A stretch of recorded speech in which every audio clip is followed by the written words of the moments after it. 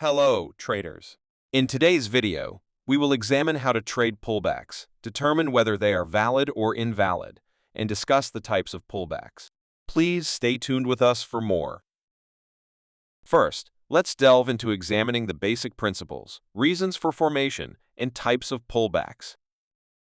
In market structure, the movement of price consists of three sub-movements: impulse, corrective, and continuation. We consider corrective movement as a pullback.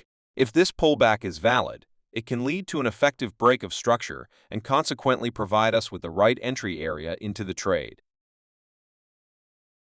But what is the reason for forming pullbacks? A pullback, in essence, is a temporary reversal against the trend. It occurs when buyers and sellers contend for dominance in the market. For example, in a bullish trend, when a new high is established, individuals who are in profit may close their buy orders, causing the price to decline. However, when the price falls slightly, buyers re-enter the market, causing the price to resume its upward trend. Or when the price breaks a historical resistance, those who entered the market because of this resistance area incur losses, leading them to open more orders, which temporarily causes a price reversal. However, when they reach a tipping point and close all their trades, buyers regain control of the market, and the price returns to its previous trend. The pullbacks exist in three forms: shadow pullback, deep pullback, and medium pullback. A shadow pullback is defined as a small pullback that forms without reaching a resistance or support area. A deep pullback occurs when a price reaches its higher low in an uptrend or its lower high in a downtrend. If the price, aiming to reach its resistance or support area, which signifies a higher high in a bullish market and a lower low in a bearish one, forms a pullback, it is categorized as a medium pullback.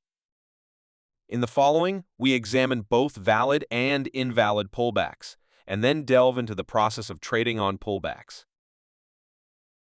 In a bullish market, a pullback that breaks below the lowest point of a candle that formed a higher high is considered valid for us, as it sweeps its liquidity. For example, we can see that the last red candle surpassed the lowest point of the third green candle, indicating a valid pullback. The bearish market is indeed like this. A pullback that breaks the highest point of a candle that formed a lower low is considered valid for us, because it sweeps liquidity. Now let's examine more patterns. The first pattern we examined was a valid pullback. In the next pattern, it is entirely evident that a bearish candle could not break below the lowest point of the previous candle to sweep the liquidity, so it cannot be considered a valid pullback. In the third pattern, you see three bearish candles. Always remember that the number of candles is not indicative of a valid pullback. In this pattern, you also notice that these bearish candles couldn't break below the lowest point of the previous candle, so it is not considered a valid pullback. The last and one of the most important patterns to always keep in mind. It's quite clear that the bearish candle failed to break below the lowest point of its previous candle, so it should be regarded as an invalid pullback. However, note that both highs of the two candles aligned, and instead, the bullish candle following the bearish one managed to break below the lowest point of its previous candle. Therefore, this is considered a valid pullback for us. This pullback is considered valid because the high of the bearish candle forms part of a higher high, indicating a continuation of the price movement. The subsequent bullish candle has successfully broken through it. Valid and invalid pullbacks in the downtrend process closely resemble their uptrend pattern.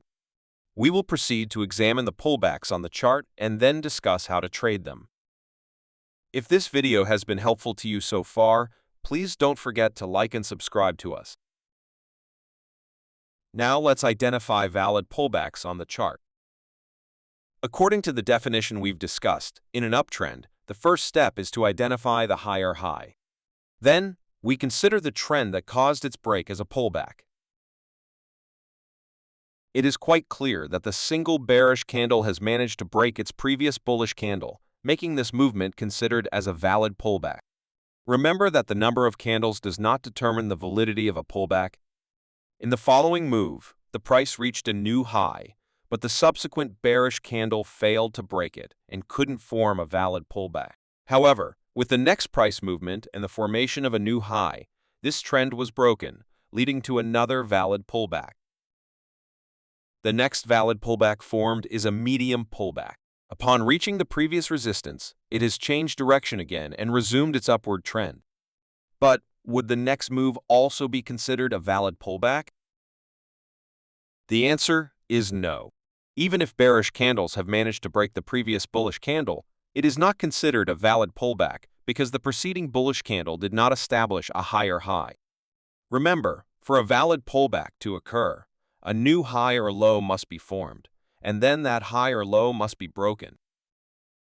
However, despite the fact that the single bearish candle has managed to break the previous high, it is not considered a valid pullback because it failed to break the lowest point of its own previous bullish candle. So, bear in mind, if you are a smart money concept trader, do not consider this single candle as an entry area.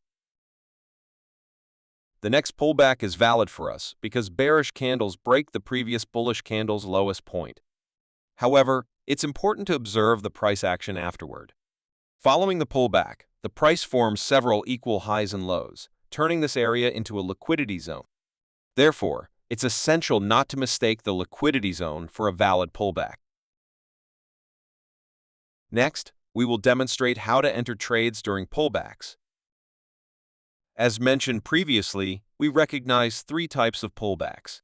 Shadow pullbacks are temporary price adjustments that occur unexpectedly, making them difficult to anticipate. However, we have noted that valid pullbacks can lead to a valid break of structure. Therefore, these types of pullbacks can serve as entry signals for us. You can see that the next pullback starts moving right after reaching the previous one. Therefore, the shadow pullback can be considered a suitable entry area for trading. These single candles can serve as suitable order blocks for price reversal. However, the notable point is that the price has attempted several times to break its high to form this pullback. Right after breaking the resistance level, a medium pullback has formed, which changed direction after reaching the previous resistance again. Medium pullbacks occur when the price attempts multiple times to break the previous high or low. This level is considered a psychological area. The reason for the formation of these pullbacks is that those who entered the market at the resistance or support area, due to their trading losses, open more orders, causing the price to temporarily change direction. Right after they close their orders, the price returns to its original trend. We can see that this pattern has repeated once again, and after reaching the resistance area several times, the price has finally managed to break it and move upwards. After some time, it returned to this area again and then changed direction. The next single candle, which was an invalid pullback, easily broke as the price reached that area. And in the next pullback, which was valid, you see that the price returned to that area. After passing through it a bit, it changed direction. But again, the price broke through the pullback. Always remember that if the price passes through the pullback, close your own trade upon its return. If this video was useful for you, please like and subscribe to us.